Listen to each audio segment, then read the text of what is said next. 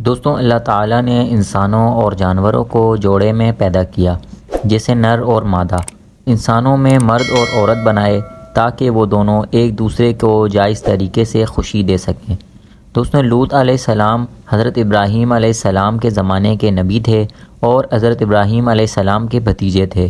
آپ کو اللہ تعالیٰ نے ایک ایسی قوم کی طرف بھیجا جو فلسطین بیت المقدس کے آس پاس بسی ہوئی تھی، جسے سدوم کہا جاتا ہے۔ یہ سرزمین سرسبز اور شاداب تھی اور یہاں ہر قسم کا اناج کثرت سے اگتا تھا۔ اس قوم کے لیے حضرت لوط علیہ السلام کو نبی بنا کر بھیجا گیا، اس لیے اس قوم کو قوم لوط کہا جاتا ہے۔ اس قوم میں اس وقت ایسی برائی پائی جاتی تھی جو ان سے پہلے دنیا کی کسی قوم میں نہیں پائی گئی۔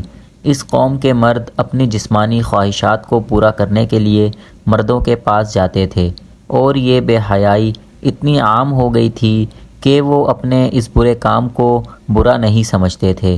روایتوں میں آتا ہے کہ اس بے حیائی کے کام کی شروعات شیطان نے کی۔ وہ ایک خوبصورت نوجوان بن کر آیا اور وہاں لوگوں کو اپنے ساتھ برا کام کرنے کے لیے بہکایا، اور اس طرح قوم لوط میں یہ برائی پیدا ہو گئی۔ وہ لوگ عورتوں کو چھوڑ کر مردوں سے اپنی ہوس پوری کرنے لگے۔ روئے زمین پر یہ برا کام لوط علیہ السلام کی قوم سے شروع ہوا تھا، اس لیے آج بھی اس برے کام کو لواطات کے نام سے جانا جاتا ہے۔ لوط علیہ السلام نے اپنی قوم کی اصلاح کی بہت کوشش کی۔ کئی برس ان کے بیچ میں رہ کر دین کی دعوت دیتے رہے، نصیحت کرتے رہے، اللہ تعالیٰ کے عذاب سے ڈراتے رہے، لیکن ان کی قوم پر کوئی اثر نہ ہوا۔ لوط علیہ السلام نے فرمایا، اے میری قوم، تم لوگ ایسا برا اور بے حیائی کا کام کر رہے ہو جو آج تک دنیا میں کسی اور نے نہیں کیا۔ یہ بہت گناہ کا کام ہے۔ تم اپنی عورتوں کو چھوڑ کر مردوں کے پاس جاتے ہو۔ اگر تم اپنے اس برے کام سے باز نہ آئے تو مجھے ڈر ہے کہ تمہیں ایک دن اللہ کا عذاب آ گھیرے گا۔ میں تم سے اپنی دعوت حق دینے کی کوئی قیمت نہیں مانگتا۔ میرا اجر تو میرے رب کے پاس ہے جو سارے عالم کا مالک ہے۔ اس پر ان کی قوم کے جو دولت مند، بگڑیل اور امیر سردار تھے، انہوں نے کہا، ہمیں نصیحت مت کرو، بڑے پاک صاف بنتے ہو۔ اگر تم نے نصیحت دینا بند نہ کیا تو ہم تمہیں شہر سے باہر نکال دیں گے۔ لوط علیہ السلام کی نصیحتوں سے جب ان کی قوم پر کوئی اثر نہ ہوا سوائے تھوڑے سے لوگوں کے جو ایمان لائے، تو لوط علیہ السلام نے اللہ کی بارگاہ میں دعا کی، اے میرے رب، میں نے اپنی قوم میں دن رات تبلیغ کی اور انہیں تیرے عذاب سے ڈرایا، لیکن وہ اپنے کفر میں اور آگے بڑھ گئے۔ اے میرے رب، اب یہ ایمان نہیں لانے والے، اب ان کا فیصلہ تو ہی کر۔ اللہ تعالیٰ نے قوم لوط کو عذاب دینے کے لیے 2 فرشتے بھیجے۔ دونوں فرشتے جب نازل ہوئے تو پہلے ابراہیم علیہ السلام کے پاس پہنچے، پھر فرشتے شام ہونے سے پہلے لوط علیہ السلام کے پاس 2 کمسن نوجوانوں کی شکل میں پہنچے۔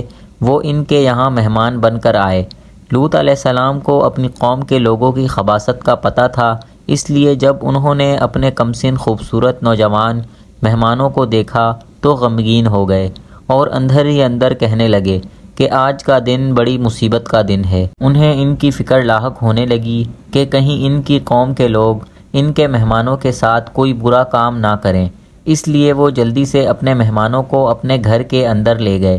لیکن ان کی بیوی دوڑتی ہوئی گئی اور اپنی قوم کے بگڑیل امیر سرداروں اور بدکاروں کو اپنے گھر میں آئے ہوئے مہمانوں کی خبر دے دی۔ قوم کے بدکار لوگ حضرت لوط علیہ السلام کے گھر آ پہنچے اور لوط علیہ السلام سے کہا، ان لڑکوں کو ہمارے حوالے کر دو۔ لوط علیہ السلام نے کہا، یہ میرے مہمان ہیں، میں ان کو ہرگز تمہارے حوالے نہیں کروں گا۔ تمہیں اللہ کا واسطہ ہے، میرے مہمانوں کے سامنے مجھے ذلیل اور رسوا مت کرو۔ اور قوم کی عورتوں کی طرف اشارہ کرتے ہوئے کہا، یہ میری بیٹیاں ہیں، تم ان سے نکاح کر لو اور اپنی خواہشات کو ان سے پورا کر لو۔ لیکن ان کی قوم کے لوگ نہیں مانے اور کہا، تم اچھی طرح جانتے ہو ہم کیا چاہتے ہیں، ہم تمہیں کل صبح تک کا مہلت دیتے ہیں، کل صبح کے بعد تم ہمیں روک نہ پاؤ گے۔ یہ کہہ کر وہ لوگ چلے گئے۔ اپنی بے بسی پر لوط علیہ السلام کی آنکھوں میں آنسو آ گئے۔ وہ چاہ کر بھی اپنے مہمانوں کی حفاظت نہیں کر سکتے تھے، کیونکہ ان کی قوم کے لوگ تعداد میں زیادہ اور طاقتور تھے۔ لوط علیہ السلام نے کہا، کاش مجھ میں تم سے مقابلے کی قوت ہوتی یا میں کسی زبردست کا آسرا پکڑ پاتا۔ تب فرشتوں نے کہا، ہم عذاب کے فرشتے ہیں، اے لوط گھبرانے کی ضرورت نہیں ہے، ہم تک تو کیا اب وہ تم تک بھی نہیں پہنچ سکیں گے۔ اللہ تعالیٰ نے ہمیں آپ کی قوم کو عذاب دینے کے لیے بھیجا ہے۔ آپ اور آپ کے ساتھ جو لوگ بھی ایمان لائے ہیں صبح صادق سے پہلے اس بستی کو چھوڑ کر دور چلے جائیں، اور خبردار کوئی مڑ کر پیچھے نہ دیکھے۔ اب ان گناہ گاروں میں سے کوئی نہیں بچنے والا۔ لوط علیہ السلام اور جو لوگ ان کے ساتھ ایمان لائے تھے وہ لوگ صبح ہونے سے پہلے بستی چھوڑ کر دور جا چکے تھے۔ صرف لوط علیہ السلام کی بیوی پیچھے رہ گئی تھی کیونکہ وہ بھی کافر تھی۔ اب فرشتوں نے زمین کو جڑ سے اکھاڑ کر پلٹ دیا اور تقریباً 40 کلومیٹر تک گہری زمین میں دھسا دیا۔ پھر ان پر پتھر اور تیزاب کی بارش کی۔ اس طرح ان گناہگاروں کا نام و نشان مٹا دیا گیا اور کوئی بھی نہ بچ سکا۔ جہاں قوم لوط کو عذاب ہوا تھا وہ جگہ آج بھی ڈیڈ سی یا مرا ہوا سمندر کے نام سے جانی جاتی ہے، اور آج بھی اس پر جو عذاب ہوا تھا اس کی وجہ سے اس سمندر میں مچھلی تو کیا ایک کیڑا مکوڑا بھی نہیں پیدا ہوتا، اور اس کا پانی اتنا نمکین ہے کہ اس کو منہ سے لگا لو تو الٹی ہو جائے۔ گناہ گاروں اور نافرمانوں کو اللہ تعالیٰ اس طرح عذاب دیتا ہے زندگی میں بھی اور مرنے کے بعد بھی، لیکن افسوس کی بات ہے کہ انسان ایسی باتوں سے کوئی سبق نہیں لیتا۔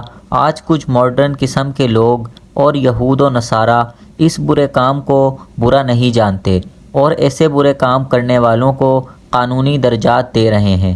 اللہ تعالی ہم سب کو ایسے برے کام اور ایسے برے خیالات سے بچائے۔ کامنٹ سیکشن میں آمین لکھنا مت بھولیے گا، اور ویڈیو پسند آئی ہو تو لائک کریں، کامنٹ کریں، اور چینل پر نئے ہیں تو چینل کو سبسکرائب کر کے بیل آئیکن پریس کر دیں تاکہ نئی آنے والی انٹرسٹنگ ویڈیو سب سے پہلے آپ تک پہنچ سکے۔